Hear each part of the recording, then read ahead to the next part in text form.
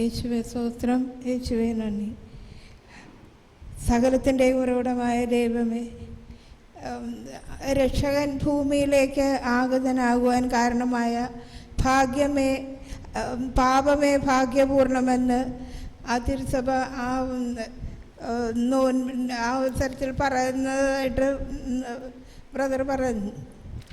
അപ്പം ആ പാപം ഭൂമിയിലോട്ട് കടന്നു വരാനായിട്ട് ദൈവം നിശബ്ദമായിട്ട് സാത്താന് ആദിമാതാപിതാക്കളെ പ്രലോഭിപ്പിക്കാനായിട്ട് അനുവദിച്ചെന്നുള്ള ആ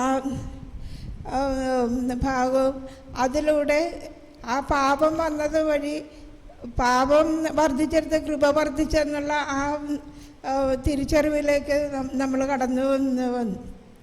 അപ്പോൾ ദൈവം എല്ലാ തിന്മയിലൂടെ നന്മ ഉളവാക്കുന്നെന്നുള്ള ആ പ്രത്യേക ബോധ്യമാണ് എനിക്ക് കിട്ടിയത്.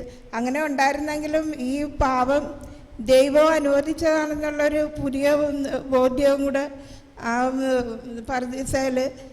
നേരത്തെയൊക്കെ വിചാരിച്ചിരുന്നത്, ഞാൻ പല ക്ലാസ്സിൽ വൈദികർ പറയുന്നതൊക്കെ കേട്ടിട്ടുള്ളത്,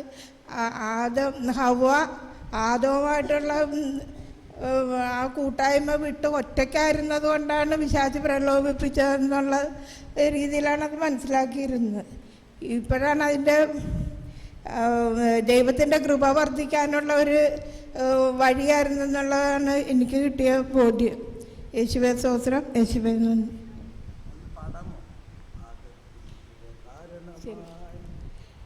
അതറിയാൻ പറ്റില്ല, ആ ചെറിയ രണ്ട്.